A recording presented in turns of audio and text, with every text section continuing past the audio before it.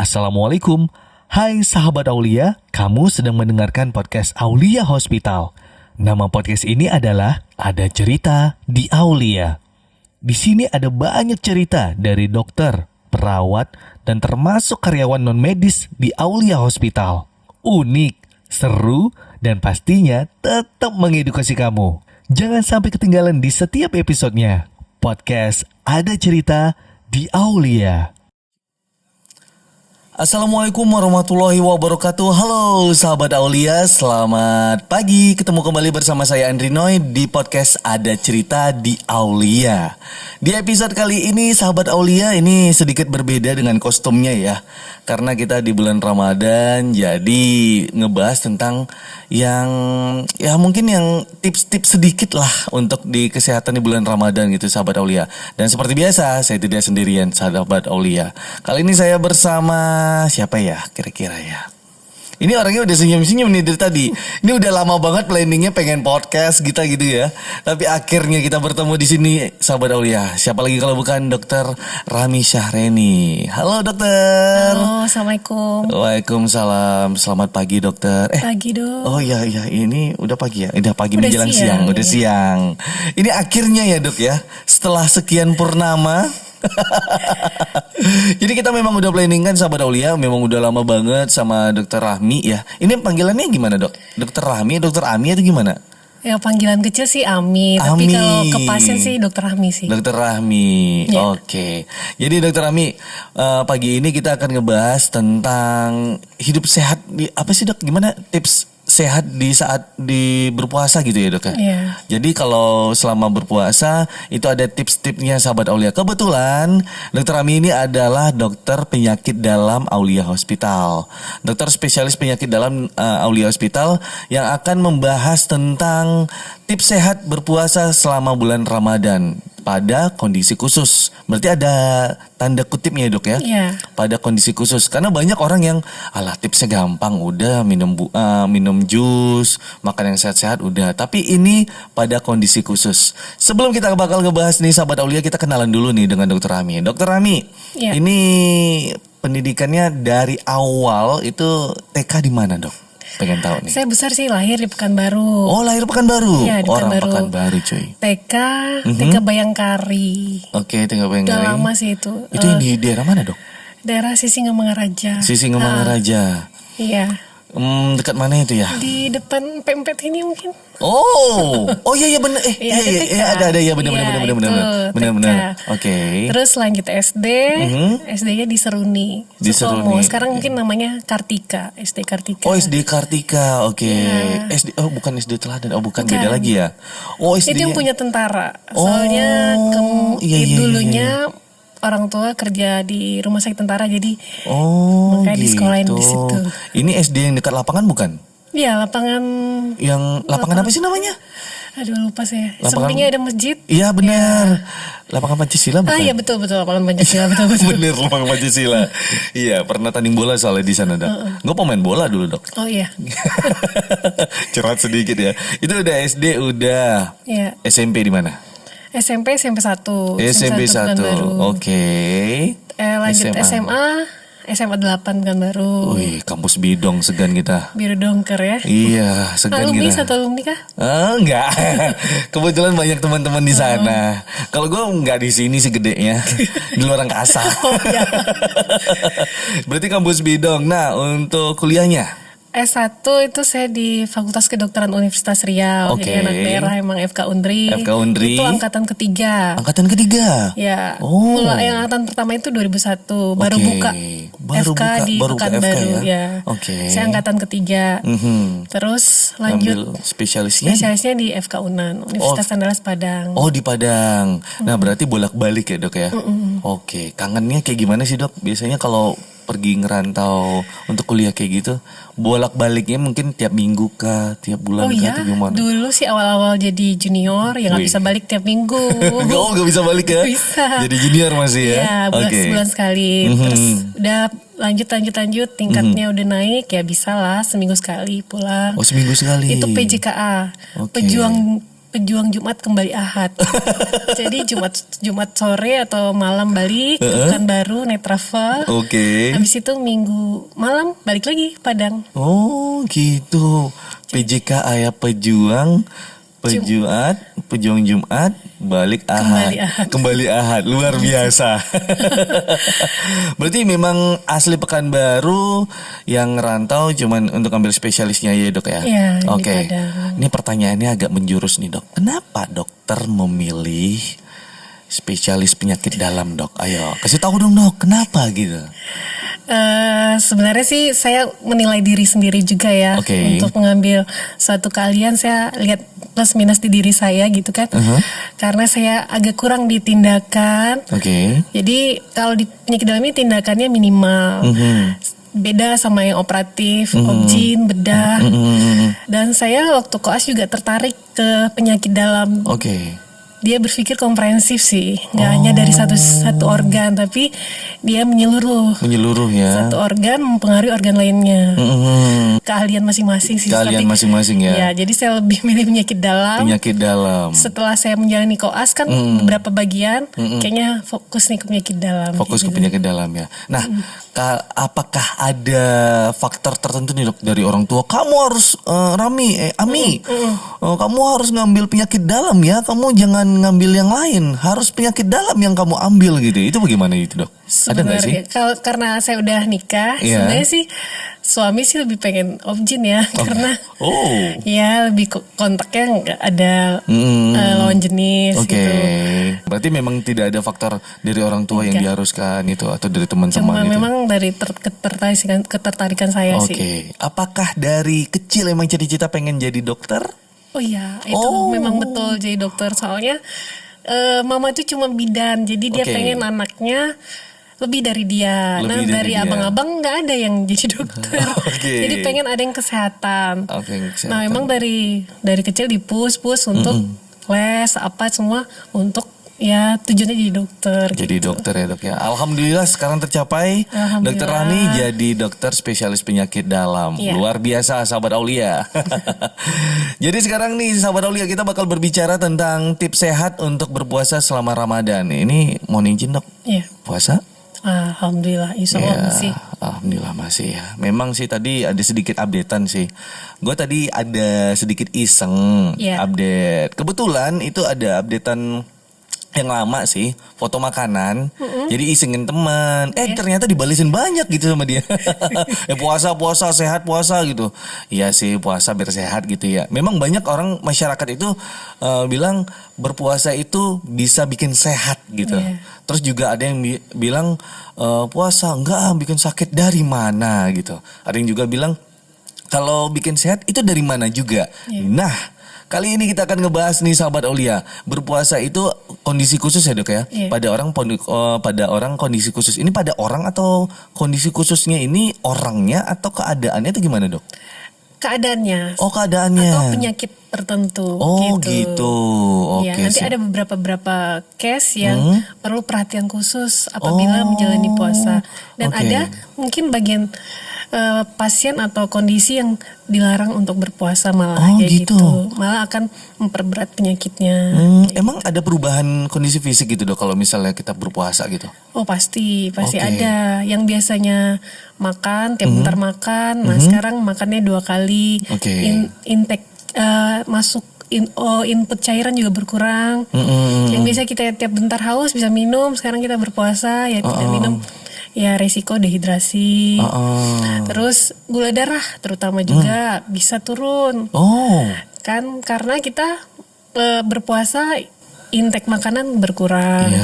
Jadi bisa menurunkan kadar gula darah puasa dengan kondisi khusus. Nah, itu pasien diabetes dengan pengobatan, nah itu harus diperhatikan. Terus dari segi fisiologis tadi sudah ya, fisiologis fungsi tubuh. Fisiologis sudah, kondisi tubuh. Biokimia itu gula darah. Darahnya tadi. Terus secara spiritual yang mungkin kita lebih berkurang rasa stresnya. Lebih sabar. Karena kita berpuasa kan tidak hanya menahan lapar dan dahaga ya. Iya. Tapi juga menahan amarah. Waduh. Gitu. Jadi harus sabar. Jadi tingkat kecemasan itu berkurang. Sedikit berkurang. Stres berkurang, relaksasi. Gitu. Tapi ada juga nih dok. Dokter pernah nggak sih lihat iklan? Iklannya itu dengan tagline itu, lu kalau lapar ngeselin ya gitu. Lu kalau lapar rese ya gitu. Iya. Tapi malah yang kita lihat juga di saat di bulan Ramadan ini ya, dilihat di bulan Ramadan orang lapar malah nggak rese, malah lebih sabar jadinya gitu. Karena mereka juga belajar untuk menahan segalanya, amarahnya, hawa nafsu, apalagi lapar gitu ya dok ya. Jadi sebenarnya manfaatnya apa aja lagi nih dok untuk di puasa sendiri bagi tubuh dengan kondisi tertentu gitu. Nah, manfaat puasa tuh banyak ya untuk tubuh. Yang pertama itu bisa menurunkan gula darah, mengurangi berat badan tentunya. Coba deh ditimbang before after puasa ya. Jadi bisa menurunkan berat badan, otomatis juga bisa menurunkan indeks massa tubuh. Kalau berat badan turun, indeks massa tubuh juga berkurang. Indeks massa tubuh itu tubuh berat badan ideal. Gitu. Jadi juga menurunkan gula darah tadi yang saya bilang. Terus mengurangi kolesterol dalam darah bisa karena ya itu tadi pola makan kita sudah diatur cuma 2 kali sehari ya, sahur dan berbuka. Terus juga mengurangi namanya hormon-hormon pencetus stres yang tadi saya bilang. Jadi berkurang stresnya. Ada namanya dari segi medisnya itu namanya sitokin proinflamasi. Jadi kalau stres itu meningkat sitokin proinflamasinya. Jadi kalau dengan kondisi kita rileks, sabar, stres berkurang itu berkurang. Kayak gitu sih. Lebih kurangnya. Nah, di situ tadi ada kecemasannya bakal berkurang ya dok ya. Kalau udah makin dekat Lebaran, THR belum keluar, apakah makin cemas lagi? Kebutuhan banyak ya. Anak, ya kue. Iya. THR belum keluar nih sahabat Aulia. Gimana ceritanya nih? Masih awal juga baru Ramadan ketiga. Iya, baru Ramadan ketiga. Jadi kalau kita kan itu makannya cuma 2 kali ya dok ya, makannya cuma 2 kali. Nah ini ada sering kejadian dan gue juga keseringan nih dok. Jadi kayak salah makan. Jadi ya banyak lah timbul masalah gitu, timbul masalah perut yang mungkin entah salah makan kepedesan atau pas lagi berbuka kayak makan yang terlalu dihajar semuanya gitu. Jadi masalah lainnya apa lagi nih dok yang sering timbul gitu? Ya masalah-masalah yang lain mungkin muncul di puasa yaitu yang pertama lemes ya, itu karena biasa faktor gula darah yang menurun. Coba deh kalau kita lapar pasti lemes. Nah itu gula darah turun. Kemudian bisa sakit kepala juga efek gula darah yang turun bisa. Sakit kepala. Ini sakit kepalanya maksudnya gimana dok? Sakit kepala yang tidak tertahankan atau? Enggak sih, sakit kepala biasa aja. Kalau kadar gula darah turun juga bisa sakit kepala. Coba dikasih makan, hilang deh sakit kepalanya. Tapi nggak boleh makan puasa. Iya, nggak boleh makan. Jangan. Tapi kalau misalnya cuma ngechat dia, kamu lagi ngapain gitu, itu sakit kepalanya udah hilang ya? Hilang, ngurangin stres. Iya sih ngurangin stres.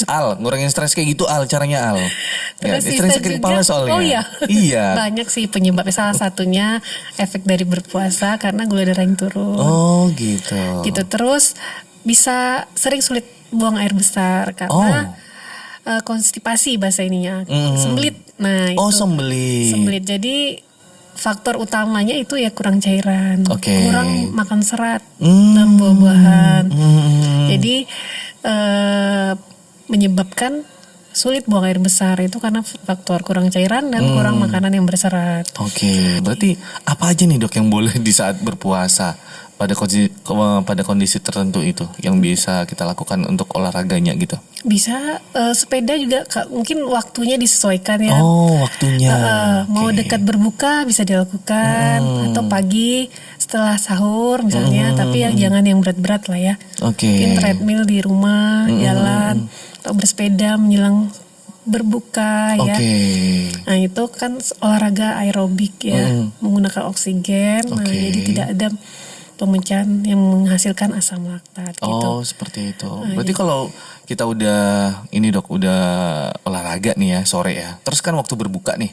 Nah waktu berbukanya itu kita biasanya nih orang-orang itu langsung hajar teh manis.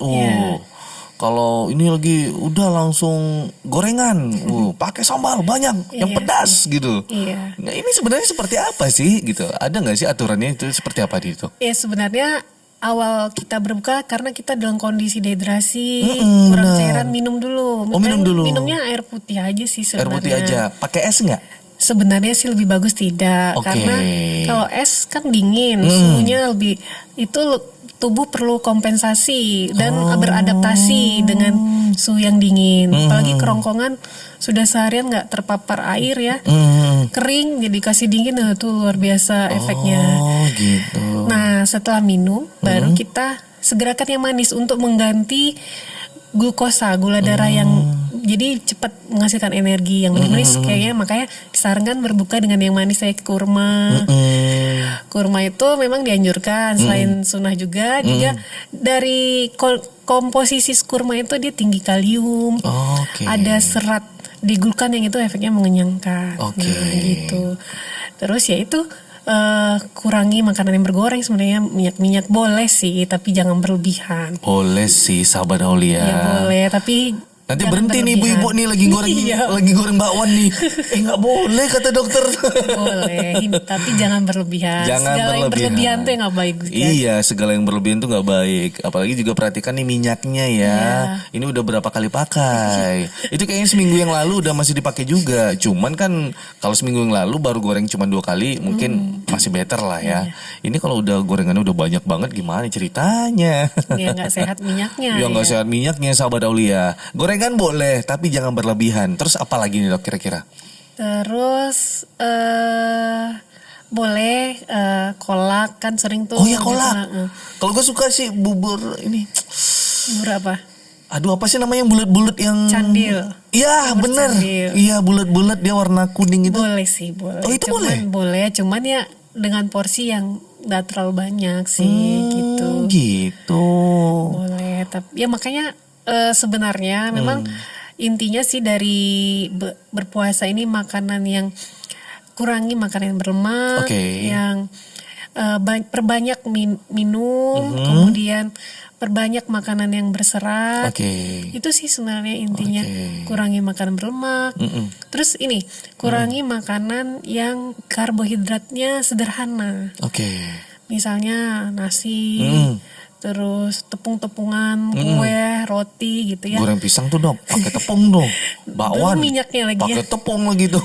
Gitu jadi yang lebih bagus tuh kayaknya seperti yang karbohidrat yang perlu proses untuk jadi lama dia. Tidak langsung diserap. Nggak langsung diserap ya. Jadi perlu proses dipecah dulu dia. Seperti yang misalnya jagung, kentang, ubi kayak gitu. Kalau yang mudah diserap itu kayak ya itu tadi tepung-tepungan, mie, roti kayak gitu. Gitu. Memang ya sahabat Aulia kalau misalnya kita lagi berbuka puasa pasti lupa daratan. Belum lagi kalau habis baru berbuka gitu kan. Baru minum atau baru makan, baru terasa dunia. Udah terang pandangan. Ya baru terang pandangan. Berarti dari tadi ngapa gitu, matanya low gitu berarti ya. Memang kebanyakan orang-orang sih kayak gitu ya dok ya. Apalagi yang dalam kondisi tertentu nih dok. Dalam kondisi tertentu yang mungkin lagi sakit atau mungkin lagi memang. Tapi ini memang nggak masalah itu dok. Kalau misalnya dia cuma lagi sakit patah tulang misalnya gitu, itu nggak apa-apa berpuasa gitu. Kalau patah tulang nggak perlu. Maksudnya dalam proses penyembuhan kan biasanya kalau proses pengobatan sih, misalnya kan dirawat ya pasti setiap pasien nggak berpuasa. Nggak berpuasa karena kan mesti dijaga betul makannya. Karena gizi juga penting untuk penyembuhan luka. Iya, penyembuhan tulangnya juga kan gitu. Tapi kalau mungkin ada proses setelah penyembuhan, misalnya setelah operasi atau apa, kalau seandainya sehat bisa ya apa salahnya untuk berpuasa? Iya, puasa dong. Kecuali memang ada kondisi-kondisi lain ya yang perlu perhatian. Kalau sekedar patah tulang post op sih rasa saya tidak ada masalah. Nggak ada masalah ya dok ya. Tadi coba ditandai sedikit dok yang butuh perhatian. Ini perhatian yang gimana dok? Bisa kondisi-kondisinya apa aja? Contohnya dok. Yang paling sering itu ya ibu hamil, ibu menyusui. Nah, kalau dari penyakit dalam tuh sering pasien diabetes, pasien lambung. Nah, ya itu GERD gitu GERD ya. Itu memang penyakit awam yang paling sering itu penyakit yang sering bermasalah saat berpuasa. Oh iya, masyarakat awam kurang tahu GERD, dok. Asam lambung ya, dok. Tukak lambung ya. Beda. Oh, beda lagi. Jadi banyak sih penyakit lambung tuh banyak. Salah satunya GERD, tukak lambung. Terus ada GERD itu bahasa kitanya apa, dok? Apa ya? Apa bahasa kitanya? Dia kepanjangannya dulu ya. Gastro esophageal reflux disease. Jadi isi lambung berbalik ke atas. Nah, jadi membuat asam lambung naik ke kerongkongan yang membuat rasa panas di dada, rasa terbakar di dada. Rasa terbakar ya. Terus ada rasa sudah melibatkan kadang mengiritasi daerah tenggorokan, bisa batuk, bisa perih di tenggorokan, rasa terbakar bisa. Oh gitu. Kalau bahasa kampungnya apa ya? Bahasa kampungnya apa ya? Apa bahasa kampungnya, dok? Ya mungkin kan sahabat Aulia mungkin ada yang tahu ya, sahabat Aulia. Mungkin bisa kasih tahu di komentar aja di bawah ya. Komentar aja di bawah kalau yang tahu itu bahasa kampungnya GERD itu apa. Karena semua awam kan samain aja lambung semua, padahal sebenarnya beda. Pernah beda-beda ya, dok. Dispepsia itu gejala, kumpulan dari gejala. Nah, sebenarnya penyakit lambung ini harus dipastikan lagi. Udah harus dipastikan lagi ya. Itu harus pemeriksaan sebenarnya. Apakah itu penyebab infeksi bakteri, ada tukak lambung. Terus bisa aja mungkin radangan lambung atau mungkin mukosa permukaan lambungnya itu biasa-biasa ya, tapi gejalanya luar biasa. Itu biasanya dari dispepsia, namanya fungsional. Ya itu bisa dari pikiran juga penyebabnya gitu. Padahal setelah di endoskopi aman-aman aja. Gitu ya, dok, Betul ya, ansietas. Itu mengerikan sih. Tapi kalau ngomongin tukak lambung kayaknya menarik deh, dok. Di next podcast kita bahas tukak lambung. Oke. Lucu gak? Oke. Next podcast ya. Tapi nih kita lanjutin lagi nih, dok. Kalau misalnya kita kan habis berbuka puasa, terus juga makan yang banyak-banyak nih. Jadi ada yang namanya keseringan terjadi apa sih namanya bahasa ininya apa sih ya? Kenyang air, apa kembung air gitu.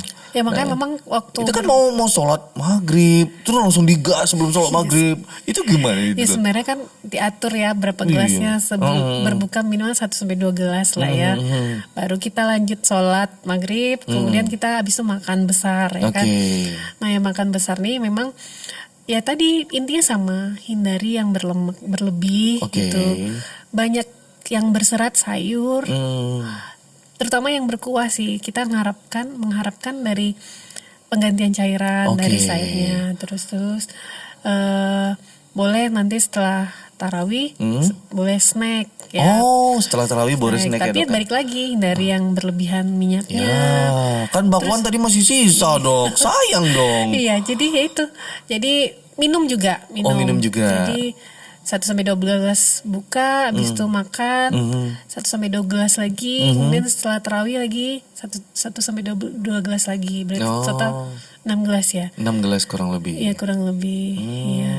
Makanya dijarakin jarak minumnya sih. Jarak minumnya di ini ya. Jangan terlalu buru pas berbuka, makanya kembung ya kan. Memang kadang agak ngegas gitu ya. Terus minum gitu ya, dok ya. Oke, tapi kalau berbicara tentang setelah tarawih nih, dok. Itu kan ada sedikit pernah kejadian nih, dok.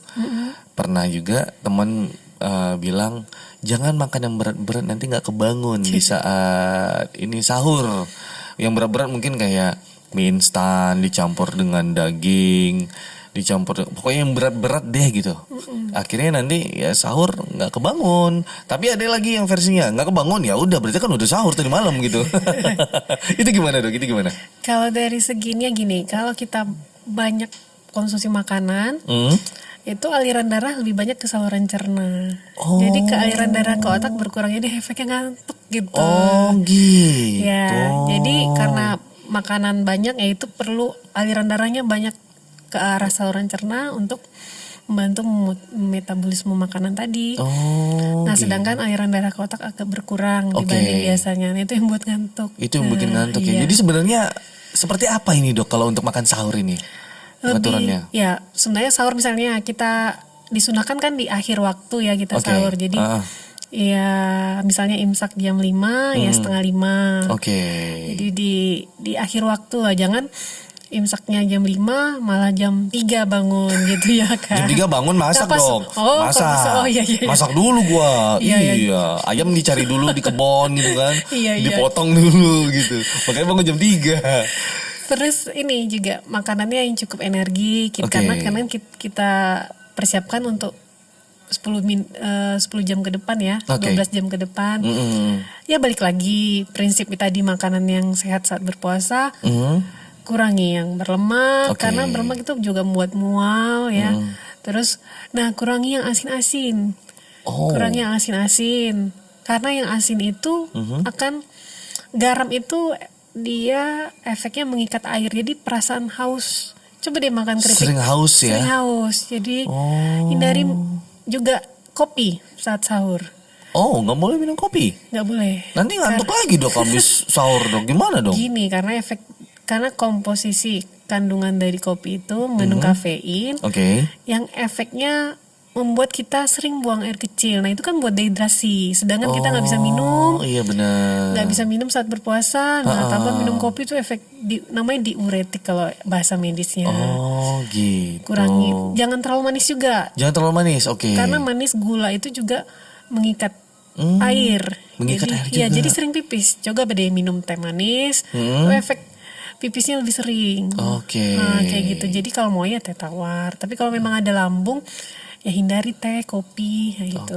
Kalau misalnya ada permasalahan dengan lambung ya dok ya, berarti yang dihindarin teh, kopi, ya makanan yang pedas-pedas, asam-asam. Tapi kalau bandel orangnya gimana dok? Ya sebenarnya sih, ya kalau enggak kita bantu dengan obat lagi ya. Tuh sahabat Aulia, udah dikasih tahu nih sama dokter Rami, kalau misalnya ada permasalahan dengan lambung, coba deh dihindarin tadi teh, kopi, dikurangi dulu ya dok ya. Pola makan memang dijaga, tapi kalau berpuasa ini kan agak susah kita menjaga pola makannya cuma 2 kali. Biasanya pola makan pada pasien lambung biasanya porsi kecil sedikit kayak gitu. Jadi dia lebih sering makan. Tapi emang kalau berpuasa kan kita nggak bisa sering-sering makan. Gitu. Itu sih. Gitu. Nah, berarti kalau kita udah dapat orang-orang yang nih misalnya bisa dibilang sih dok kayak yang ada tukar lambung, ada permasalahan dengan lambung gitu. Terus juga tadi ada ibu menyusui dan segala macam. Nah, pengen tahu nih dok, ini kelompok resiko yang gimana sih gitu, yang kalau misalnya itu tinggi gitu resikonya waktu berpuasa gitu dok? Iya. Ibu hamil kah? Ibu hamil, asal kondisi ibu dan janin dalam kondisi baik, nggak apa-apa berpuasa. Nggak masalah. Dipastikan sih. Diperiksakan, konsultasi dulu ke dokter kandungan. Kalau seandainya kondisi janinnya ibunya juga sehat, tidak ada masalah, ya silakan berpuasa. Tapi kalau dengan kondisi mabuk berat ya, HEG ya nggak mungkin berpuasa. Mabuk berat ya. Hamil muda terutama ya. Hamil muda. Enggak sih dok, baru 2 bulan sih soalnya. Hamil muda trimester awal itu 3 bulan ke bawah. 3 bulan ke bawah ya. Ini baru 2 bulan memang agak susah sih dia, tapi udah gue kasih tahu sih. Siapa? Istri. Selamat ya. Iya, alhamdulillah ini anak kedua sama Aulia. Puasa nggak? Enggak dok, itu mabuk berat dia. Iya, kalau mabuk berat ya. Kalau mau dibayangin kan kasih tahu nih dok. Kamu tahu nggak rasanya gimana kan gue nanya nih, emang gimana sih rasanya mah gitu. Kamu tahu nggak? Kayak pergi ke Sumbar pakai mobil isi full itu pengharumnya aroma jeruk semuanya gitu. Merek nggak usah disebutin ya. Merek nggak usah disebutin. Full jeruk semuanya. Kayak gitulah rasanya katanya. Oh my god, gue gak kebayang kayak gitu. Mabok rasanya luar biasa. Oke dokter, berarti kelompok risiko yang tinggi nih dok kalau untuk berpuasa apa aja nih dok? Siapa aja nih? Terutama pasien diabetes yang gula darah sangat tidak terkontrol ya. Terus pasien gagal ginjal yang sudah menjalani cuci darah. Terus mungkin pasien gula darah yang mempunyai riwayat penurunan gula darah sampai nggak sadar, koma hipoglikemi namanya. Nah itu mungkin disarankan sampai tidak koma berpuasa. Ya, dok ya? Bisa, gula darah rendah bisa pasien nggak sadar. Mungkin pada pemakaian insulin, mungkin nggak patuh, nggak taat dengan dari anjuran dokter, pemakaian insulin, tapi tidak makan, itu menyebabkan gula darah sangat rendah yang menyebabkan kehilangan kesadaran. Nah itu tidak dianjurkan untuk berpuasa. Gitu. Terus pada ibu hamil dengan penderita diabetes, namanya diabetes gestasional. Jadi diabetes bisa menyerang ibu hamil. Oh, bisa juga. Bisa. Nah itu kalau bisa disarankan itu tidak berpuasa karena berisiko tinggi, karena janin juga ya. Dia juga yang dipikirin ya DM. Tapi mungkin kalau memang mau berpuasa ya harus konsultasi dulu ke dokter lebih bagusnya. Kalau cuci darah dok, itu gimana dok? Cuci darah ya disarankan kayak buah si malakama sih. Kalau disuruh berpuasa, dia kekurangan cairan nggak bagus juga.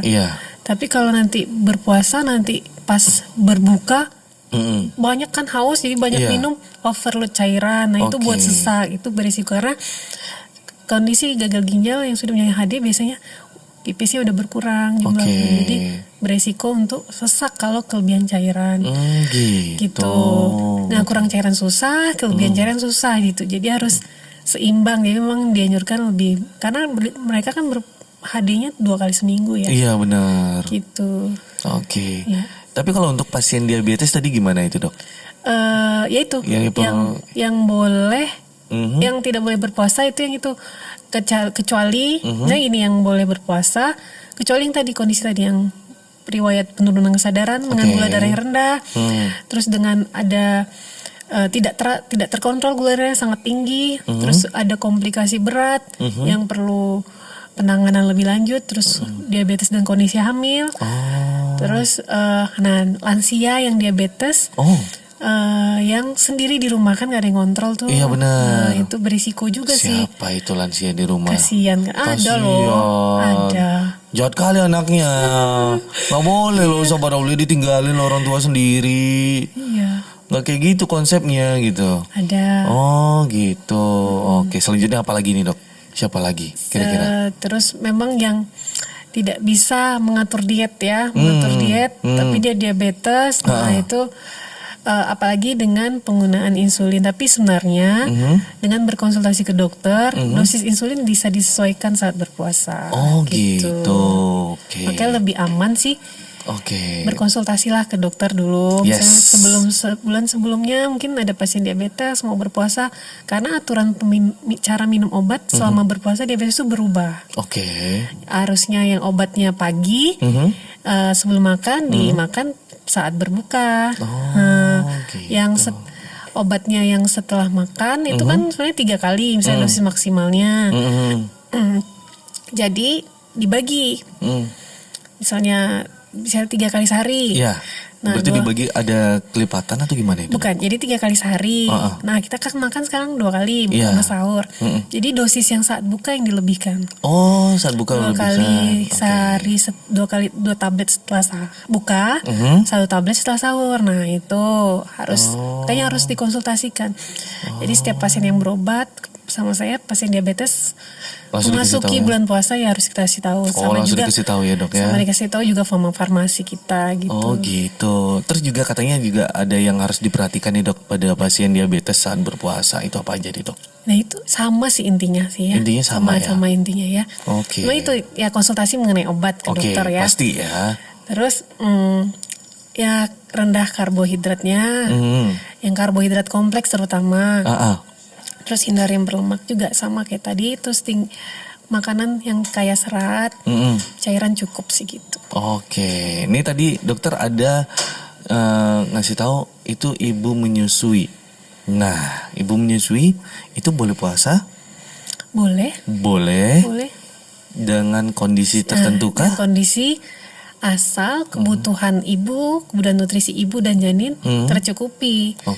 Kayak gitu. Kalau memang janinnya ASI-nya berlimpah dengan kondisi berubah silahkan. Tapi kalau memang ASI-nya seret saat berpuasa, ya kasihan bayinya kan. Tahu bayinya nggak bisa si formula. Ya. Tapi ini menyusui aja dok.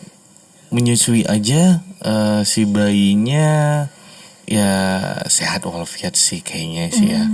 Tapi dia menyusui aja itu. Berarti dianjurkan juga ya dok ya untuk berpuasa? Boleh. Boleh ya dok ya? Saya pengalaman pribadi menyusui. Oke, siap. Oke, berarti ya intake cairan sih, cairan yang cukup. Yaitu kalau bisa ya ada vitamin untuk vitaminnya ya. Oke. Ya suplemen lah penambahnya. Suplemennya, oke. Ini cairan sih kalau menyusui karena kan dia produksi ASI juga. Nah untuk dia kebutuhan cairan untuk ASI dan cairan tubuh dia juga sendiri gitu ya. Oke, selanjutnya dok, ini kita berbicara tentang lansia. Tadi ada menyinggung lansia yang sendiri ditinggal di rumah gitu. Waduh, ini kasihan banget gitu. Ada nggak tipsnya untuk lansia itu berpuasa seperti apa gitu dok? Tipsnya, lansia ini secara fungsi kan sudah banyak menurun ya. Banyak, jadi refleks hausnya berkurang. Iya. Selera makan juga berkurang. Jadi memang perlu pantauan sih. Atau dari makannya kita lebih selektif ya, kayak kita banyak yang serat ya, sayur karena usia tua itu konstipasi masalahnya, sulit sembelit. Jadi lansia itu sering susah buang air besar, terus refleks haus sudah berkurang, kemudian sering dehidrasi karena memang mereka refleks hausnya berkurang. Gitu. Jadi perbanyaklah minum air putih, tinggi serat, makanan tinggi serat, sayur-sayuran, buah. Dan mungkin pengganti gulanya lebih bagus kurma yang ini, yang bisa dari manisnya dapat kaliumnya yang dikandungnya dapat, mengenyangkan juga.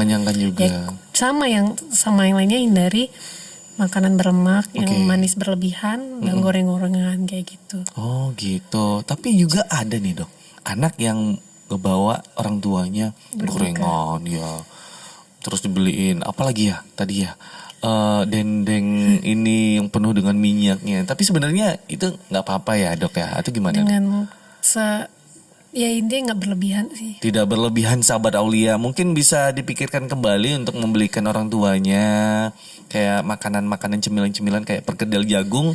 Kalau gue sih dok rekom bikin sendiri sih. Iya. Daripada beli di luar. Ya? Iya lebih sehat, dan kita juga tahu nih bahan-bahannya seperti apa gitu. Oke, tadi ini kalau untuk GERD jadi udah kita bahas. Mungkin lebih ke mungkin saya tambahkan yang GERD. Oh, yang asam lambung, yang GERD ya. Jadi kan kita makan kadang GERD itu sangat bermasalah nanti saat tidur. Saat tidur. Sering terjadi serangan pada saat berbaring tidur malam ya. Serangan ya dok ya. Jadi kita memang harus menjarakkan makan terakhir dengan jadwal tidur. Kalau seandainya kita buka itu atau makan malam jam ya harusnya disegerakan sih makan malamnya. Karena waktu tidurnya itu maksudnya dijarain lebih 3 jam sebenarnya. Itu mengharapkan lambung kosong, pengosongan lambung itu 4-6 jam. Nah yang minimalnya 4 jam lah. Minimal 4 jam ya. Ya jadi karena itu akan beresiko reflux saat tidur, balik isi lambung ke atas. Ya karena posisi lambung dan kerongkongan itu sejajar. Iya. Kecuali kita duduk kan itu berbalik itu susah itu, kecuali klep ini udah bermasalah. Kalau GERD memang klep lambungnya bermasalah. Apalagi dalam kondisi tidur dengan posisi lambung sejajar sama kerongkongan, itu akan berisiko reflux isi lambungnya itu sering. Nah itu harus diperhatikan betul saat berpuasa, jarak tidur terakhir dan jarak makan terakhir dan dengan tidur ya dok ya. Tidur. Misalnya kita habis berbuka itu sekitar jam 7 udah selesai nih, udah selesai makan. Nah waktu tidurnya berarti 3 jam setelah itu ya? 10 ya. 10 jam 11-an berarti ya? Atau bisa disiasati saat tidur agak ditinggikan bantalnya. Agak ditinggikan, Ya itu sih kalau kayaknya saya sendiri sih sebenarnya nggak tahu ya dok ya. Ini lagi penderita GERD atau seperti apa. Tapi jelas mengadaptasi makan malam itu 3 jam sebelum tidur. Iya betul berarti. Tapi bukan penderita GERD gitu. Tapi bukan penderita GERD. Tapi nggak tahu ya. Kalau dicek bisa nggak tahu nih. Iya kalau dicek kita kan nggak tahu nih. Mungkin Noi lagi kamu itu salah satu penderita GERD gitu. Oh iya gitu. Tapi selama ini menerapin kayak 3 jam sebelum tidur itu baru makan malam. Malahan jam 6 udah makan malam. Bagus sih, lebih jam bagus. 6. Ya kayak gitu sih dok. Tapi apakah GERD ini memang ada ciri-ciri khususnya atau gimana itu dok? Ya, Karena kalau anak zaman sekarang sih dokternya mau ke dokter ya itu kayak takut nanti makin parah nggak deh ketahuan semua gitu, penyakitnya ketahuan semua ntar bahaya gitu. Yang ada sekarang sih dokternya itu dokter Google. Iya betul saya banyak punya pasien mereka sudah searching Iya. habis itu cuma sendiri. Iya, nggak tanya ke ahlinya. Iya. Terus tanya ke ahlinya. Kalau ada keluhan ya silahkan tanya ke ahlinya. Iya, tanya ke ahlinya aja langsung. Kita udah detail banget loh jelasinnya ini. Ini sekalian nih gue konsultasi sekalian loh ini sahabat Aulia. Iya. Konsultasi sekalian loh gue ini.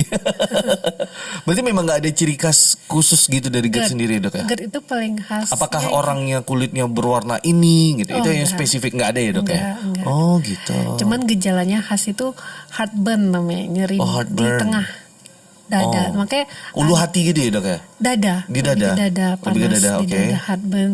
Tapi kita harus hati-hati juga menyingkirkan dengan diagnosa jantung kayak gitu. Oh iya. Rasa panas juga di dada. Tapi kalau jantung kan sebelah kiri. Iya. Kalau GERD lebih ke tengah karena posisi kerongkongan itu di tengah. Oke. Gitu. Jadi sahabat Aulia, untuk yang sedang langganan dengan dokternya di searching di Google, coba deh dikurangin. Langsung ketemu dokter aslinya. Nih ketemu dokter Rahmi nih. Bisa silakan. nih. Langsung silahkan loh. Langsung nih. Oke dokter, selanjutnya apa lagi nih? Mungkin kalau untuk ginjal tadi kita udah bahas ya dok ya. Ginjal tadi kita udah bahas. Dan kita sudah masuk di pertanyaan awam. Oke. Ini adalah pertanyaan-pertanyaan yang sudah dikumpulkan dari masyarakat bumi sih dok. Oke. Ini ada, jadi yang terpilih dari sekian miliar pertanyaan ini yang terpilih dok. Pertanyaan yang pertama, bagaimana cara menjaga keseimbangan nutrisi yang tepat selama berpuasa? Silahkan dokter Rahmi. Oke. Dari tadi kita udah bahas ya. Yes. Banyak. Yang penting prinsip keseimbangan nutrisinya. Ya tadi makanlah karbohidrat yang kompleks yang perlu proses untuk mencernanya. Jadi agak tahan lama dan tidak langsung diserap. Oke. Nah kemudian hindari konsumsi makanan berlemak yang goreng-goreng yang berlebihan. Oke. Boleh tapi jangan berlebihan. Terus bagusnya kita makan yang kaya serat, tinggi serat dan cukup air. Contohnya yang tinggi serat itu seperti apa dok? Sayur-sayuran, sayur-sayuran, buah-buahan, itu tinggi serat. Kayak gitu. Jadi itu sih keseimbangan nutrisinya selama makan makanan yang harus dijaga selama berpuasa. Seimbang lah maksudnya. Jadi seimbang karbohidratnya, lemaknya, protein, serat gitu. Oh gitu. Vitaminnya. Cukup jelas sahabat Aulia. Kita lanjut untuk di pertanyaan kedua. Oke, di pertanyaan kedua. Apakah boleh mengkonsumsi suplemen atau vitamin selama berpuasa? Ini kayaknya pertanyaan gue deh nih. Gua lupa deh. Gimana dok? Boleh? Boleh. Oke. Cukup boleh sahabat Aulia. Selanjutnya, apakah bagaimana cara menghindari dehidrasi saat berpuasa? Nah, kebutuhan cairan kita kan minimal 2 liter per hari cairan. Nah, kita bagi-bagi tuh 2 liter itu setelah saat berbuka, mungkin setelah sholat maghrib minum lagi, terus setelah makan, kemudian mungkin setelah sholat tarawih sebelum tidur minum lagi, terus saat sahur ya lebihkan karena terakhir kita minum kan di saat sahur, di sahur ya dok ya. Jadi, apalagi udah mau imsak ya. Iya, langsung buru-buru minum. Iya. Jadi emang harus minimal 2 liter. Berapa tuh 2 ya? liter ya. 2 gelas ya. Kalau isi Botol gue mana botol? 2,5, 8 gelas. Kalau 8 gelas ya. airnya gelas 250 mili, 8 gelas kan? Oh 8 gelas, oke. Gelas di rumah gue bentuknya aneh-aneh soalnya. Oke, berarti cara menghindari dehidrasi kayak gitu. Nah, Tapi terus satu tambah tipsnya, ada tambah lagi. kurangi makanan yang asin, yang manis berlebihan, terus kopi yang buat efek sering buang air kecil. Nah itu, jadi sudah minumnya kurang, ada efek sering buang air kecil itu kan buat dehidrasi. Minumnya sedikit, outputnya banyak, keluarnya banyak, jadi dehidrasi. Dehidrasi jadi ya dok ya? Ya kurangi berpanas-panasan, karena terpapar matahari kan penguapan. Iya, berkeringat berlebihan itu juga menyebabkan dehidrasi. Kalau ngomong dok? Juga sebenarnya. Gue penyiar nih soalnya nih. Penghasilan dari sana sahabat Aulia. Mohon maaf, ngomong terus nih, cuap-cuap terus nih, aus bawaannya terus gimana? Nggak boleh ngomong dong jadinya. Boleh. Gitu. Itu boleh ya dok ya. Itu Alia nggak boleh minum kopi. Bukan, dikurangi al. Kalau Alia dia anak ngopi dok, anak ngopi. Aduh hedon banget nih Alia, sumpah asli. Jika mana-mana dikit update, bang lagi di sini gitu. Waduh, updateannya di kopi gitu. Segan kita asli, segan kita. Oke, berikutnya pertanyaan yang keempat. Apa saja makanan sehat yang sebaiknya dikonsumsi saat sahur dan berbuka puasa? Itu tadi, yang tadi ini apa dok? Yang buah-buah ya, yang sahur ya? Sahur yang banyak ini yang serat sayur, ya? Serat, sayur yang ada kuahnya. Terus ya kurangin berlemak. Air cukup. Kalau berbuka tentu yang manis. Cuman yang jangan berlebihan. Jangan berlebihan ya. Cendol boleh ya dok ya. Jangan berlebihan ya. Terus kurma, jus buah boleh. Intinya yang cepat menggantikan menghasilkan energi. Gitu sih. Berarti udah cukup jelas sahabat Aulia. Itu udah ditandain ya tadi, cendol. Apa tadi namanya? Aduh ya Allah. Apa? Bubur candil. Bubur candil boleh loh sahabat Aulia. Ingat, bubur candilnya boleh loh. Aman ya bubur candil ya dok ya. Oke, berikutnya. Apakah olahraga atau aktivitas fisik tetap dianjurkan saat berpuasa? Dianjurkan. Tetap dianjurkan. Tadi kita udah bahas di awal ya dok ya. Itu sangat dianjurkan ya dok ya. Karena kan untuk menjaga otot-otot juga. Tapi kalau nggak salah tadi nggak boleh sprint atau olahraga yang berat ya dok ya. Oke. Berikutnya. Bagaimana cara menjaga kesehatan gigi dan mulut? Kesehatan dan gigi dan mulut selama berpuasa. Karena ini aromanya aroma naga dok. Wah. Itu gimana? Ya gosok gigi ya. Pasti dong. Sebenarnya kalau intake kurang juga